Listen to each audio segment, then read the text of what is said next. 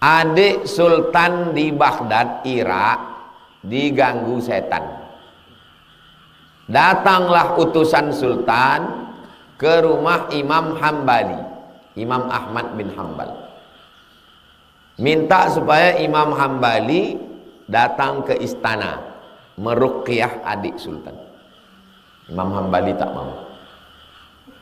Imam Hambali tidak mau datang ke istana. Dikasihnya terompah kayu. Nah, terompah kayu. Kata Imam Ahmad bin Hambal, ini ada terompah kayu. Nah, letakkanlah di samping adik raja yang sakit. Sampai ke istana, diletakkan di adik sehat. Sekarang saya tanya, yang hebat tuh Imam Ahmad bin Hambalnya atau selebnya ini? Imam Ahmad bin Hambal sehat. Akhirnya sehat sehari, sebulan, setahun sehat. Tiba-tiba kumat balik. Kumat balik. Didekatkan orang itu lagi. Ketawa setannya. Aku bukan takut sama sendal nih, kata dia. Aku takut sama yang punya sendal. Rupanya Imam Ahmad meninggal tahun 241.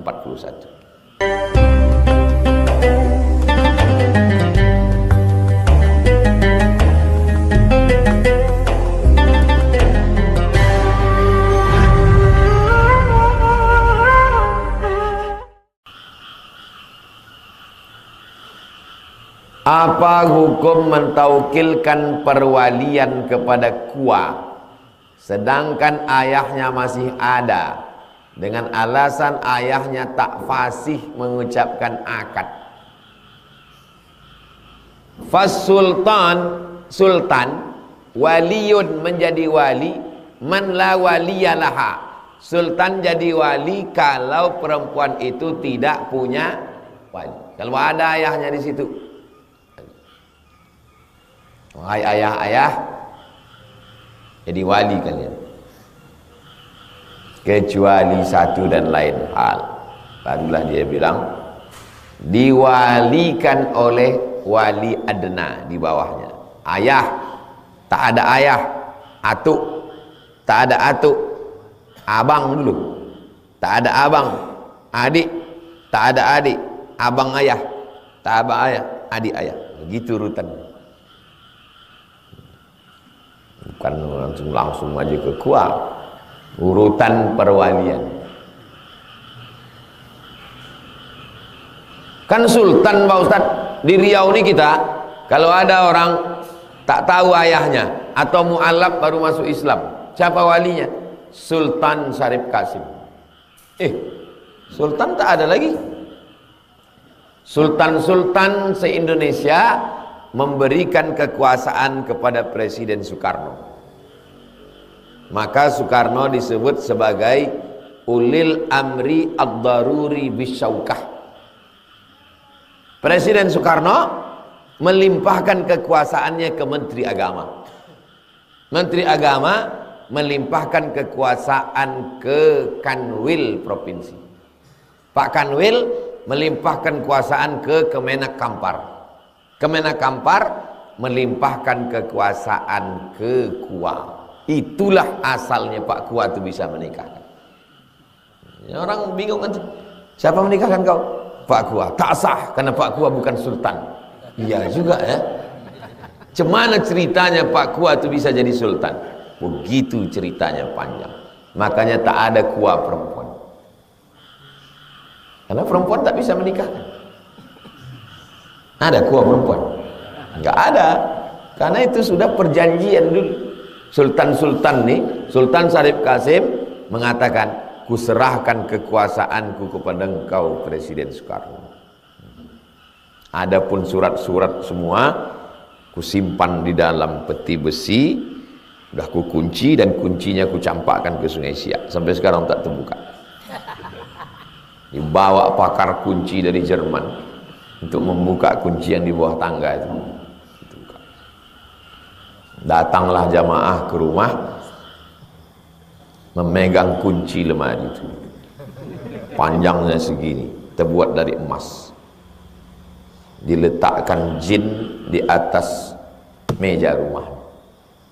Pertama datang emas itu segini besar. Ini gambarnya Pak Ustaz. 2 hari tak ku pegang, hilang. Dah itu besok datang lagi keris emas. Ini gambarnya Pak Ustaz. 2 hari tak ku pegang, hilang.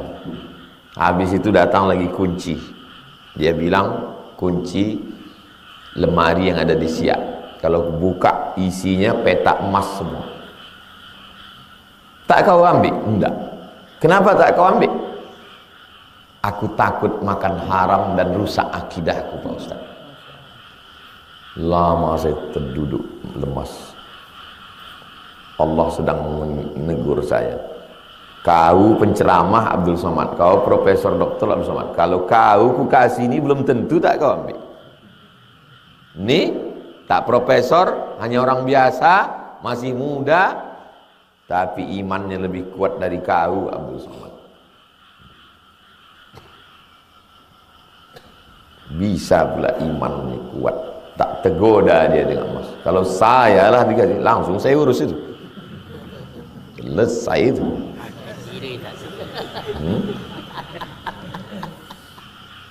Banyak jumpa saya manusia aneh-aneh, dijumpakan Allah Ta'ala untuk menegur saya.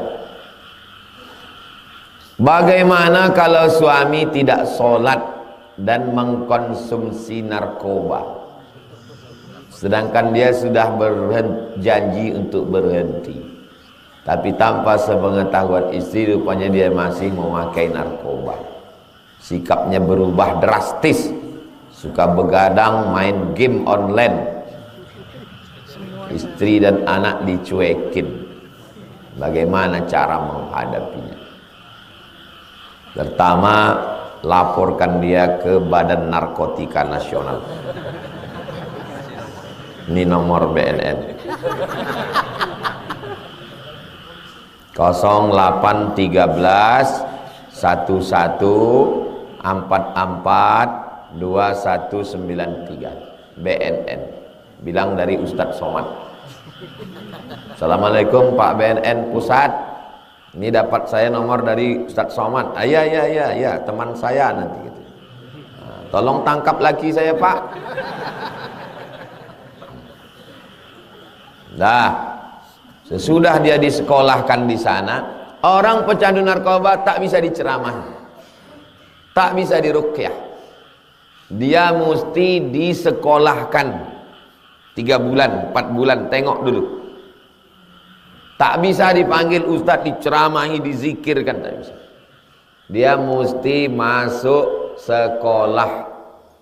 Kalau tetangga nanya, laki kau kemana? Sedang S2. Bilang, ada panggilan pejabat dari Jakarta atas rekom dari Ustadz Somad. Apalah payahnya ngomong gitu kan.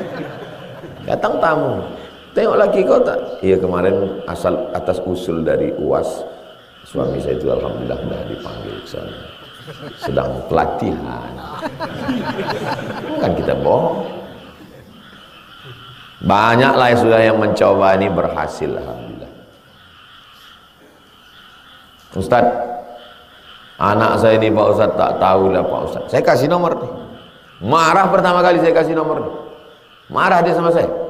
Ya nggak apa-apa. Pas jumpa sekali lagi, senyum. Alhamdulillah Pak Ustadz. Kenapa? Anak saya sudah ditangkap. Kenapa Ustadz?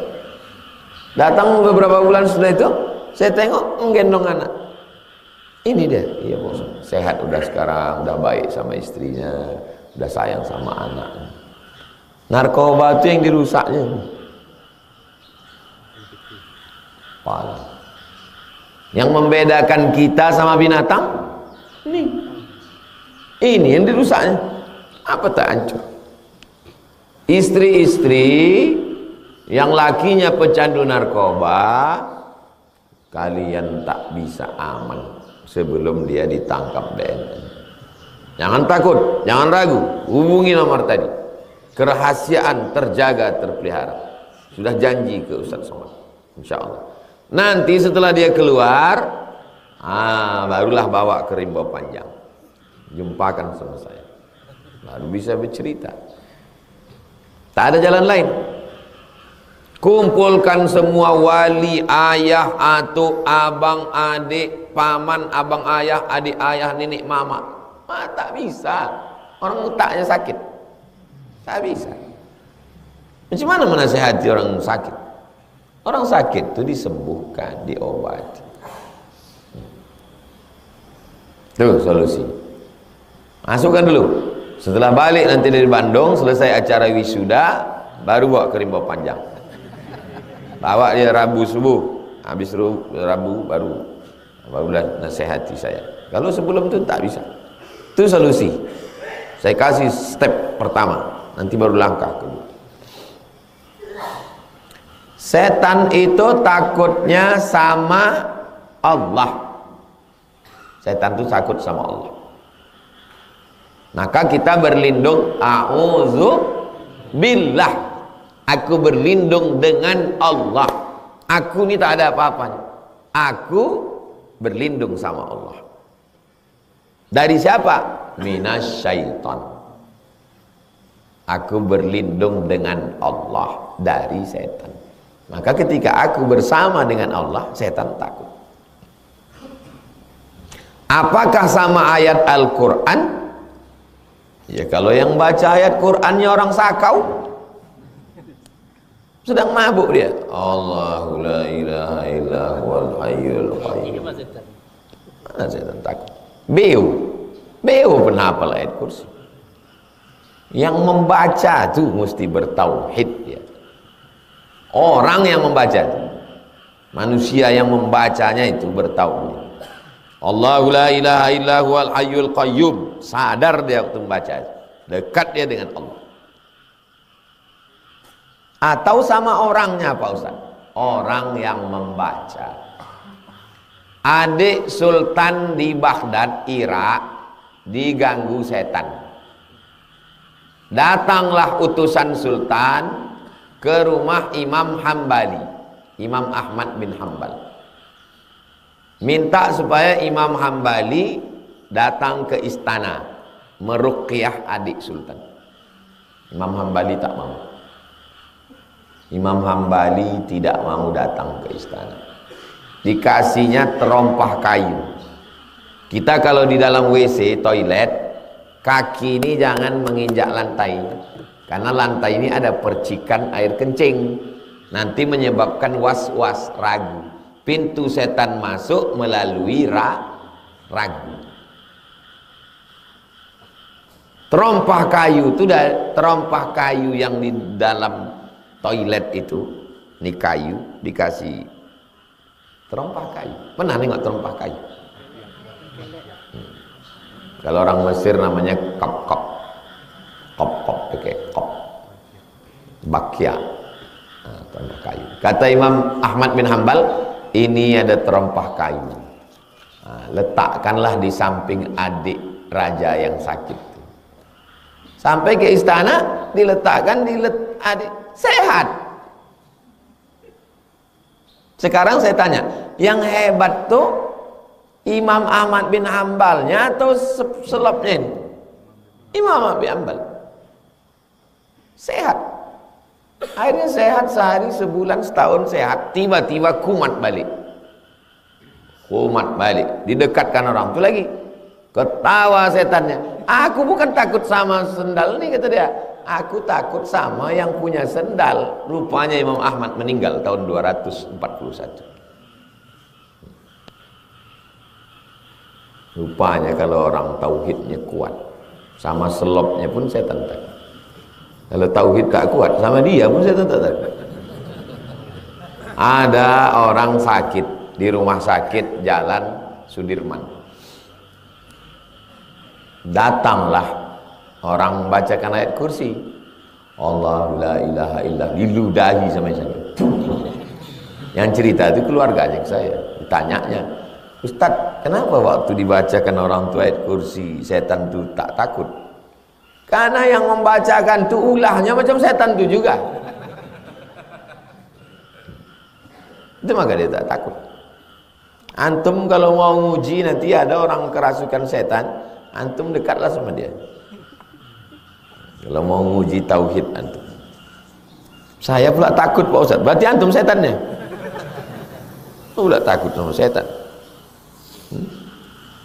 Bersihkan makanan, bersihkan pandangan, bersihkan pikiran, bersihkan hati, bersihkan amalan.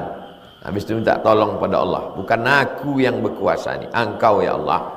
Tolong aku ya Allah.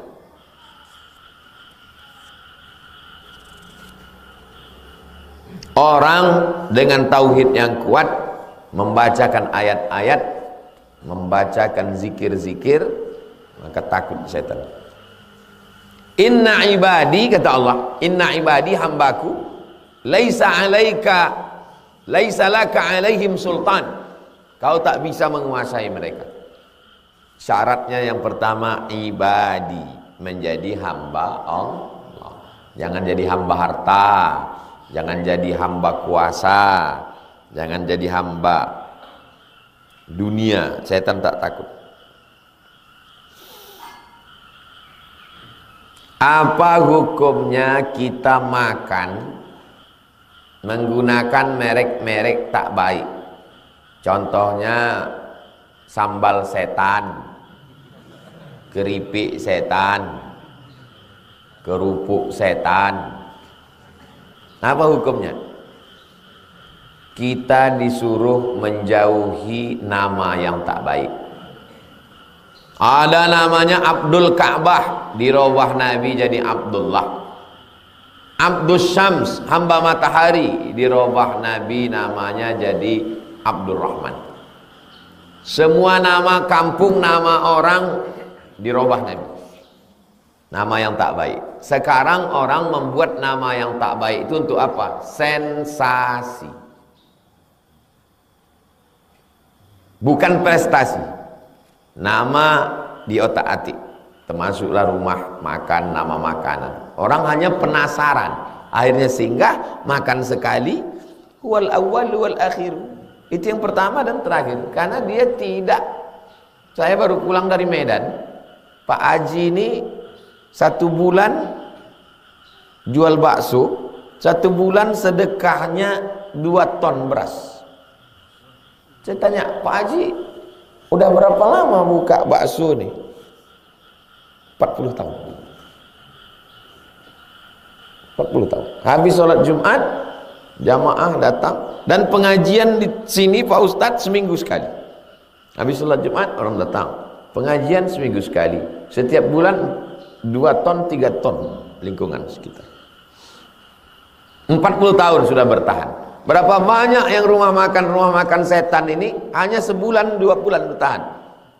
Setan habis itu buka tempat baru gitu lagi. Penipu. Bukan memperbaiki kualitas cita rasa, tapi menipu dengan sensasi.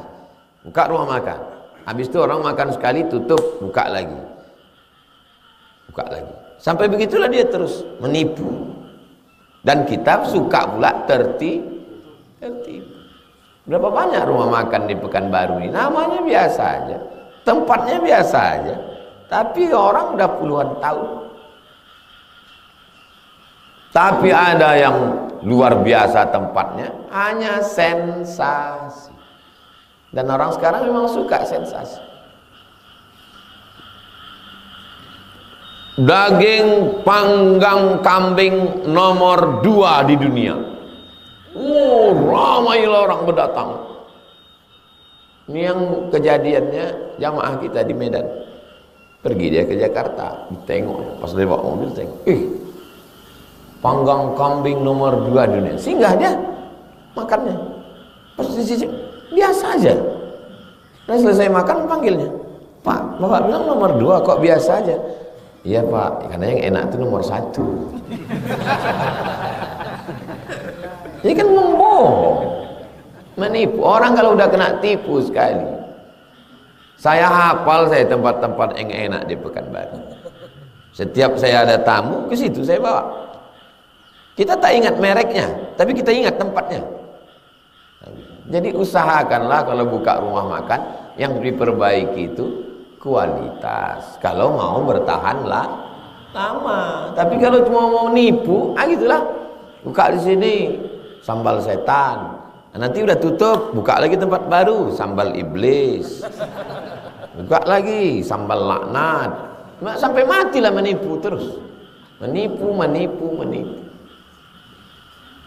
Masyarakat itu memang suka ditipu dia. Gak sensasi. Cobalah pertahankan kualitas. Itu tentang masalah nama-nama. Antum kalau punya bakat kuliner, buatlah rumah makan, pertahankan cita rasanya, insya Allah eksis, bertahan. Banyak saya sudah jumpa orang-orang yang soleh buka rumah makan, berhasil, sukses. Pesan Buya Hamka kepada bapak-bapak di Lampung. Pesan Buya waktu saya jumpa di Jakarta, Pak Ustadz, bukalah rumah makan. Karena orang yang lapar kenyang. Kenyang dia beribadah, duitnya dapat, ibadahnya dapat. Dibuka bapak itulah rumah makan. Rumah makannya megah, mewah, banyak cabang. Dibuat Pak Haji itulah pesantren. Saya menandatangani. Ini semua hasil rumah makan nih Pak Ustaz. Tak ada dibuatnya gulai setan, rendang setan, sup setan, tak ada. Pakai baik-baik semua. Yang dipertahankannya kualitas. Hah? Bukan setannya itu dipertahankan. Orang sekarang ini banyak lebih pada sensasi. Mudah-mudahan kita dijauhkan Allah dari perbuatan-perbuatan setan. Ala hazihi niyah al-Fatihah. A'udzubillahi minasyaitonir rajim. Bismillahirrahmanirrahim. Alhamdulillah rabbil alamin. Arrahmanir rahim. Maliki yaumiddin. Iyyaka na'budu wa iyyaka nasta'in. Ihdinas siratal mustaqim. Shiratal ladzina an'amta 'alaihim ghairil maghdubi 'alaihim waladdallin. Amin. Allahumma shalli ala sayyidina Muhammad wa ala ali sayyidina Muhammad. Allahumma ihfazna min kulli su' wa syarr. Jaga kami, pelihara kami dari godaan setan, dari semua yang tak baik. Wa'idzukum bi kalimatillahi tammah. Aku mohon kepada Allah dengan kalimah yang sempurna. Min kulli syaitani wa hammah. Dari gangguan setan dan semua yang merusak. Wa min kulli ainin lammah. Dari penyakit ain, dari semua yang tercela ya Allah. Rabbana hablana minas salihin. Jaga anak kami, keturunan kami menjadi anak-anak yang soleh dan solehah. Warzuqnal istiqamata ala syariatil gharra. Berikan kami istiqamah dalam iman dan Islam. Waqtim bis salihati a'malana. Tutup umur kami dengan husnul khatimah. Wajma'na ma'al habibil mustafa fi jannatikal ula. Satukan kami di surga jannatul firdaus bersama Nabi Muhammad sallallahu alaihi wasallam. Rabbana atina fid dunya hasanah wa fil akhirati hasanah wa qina adzabannar. Wa sallallahu ala sayyidina Muhammad wa ala alihi wa sahbihi wa sallam walhamdulillahirabbil alamin. Taqabbalallahu minkum minna wa minkum taqabbal ya karim. Terima kasih segala perhatian. Mohon maaf segala kesilapan. Salat sunat isyraq 2 rakaat, usalli sunnatal isyraq raka'ataini lillahi ta'ala. Subhanakallahumma wa bihamdika asyhadu an la ilaha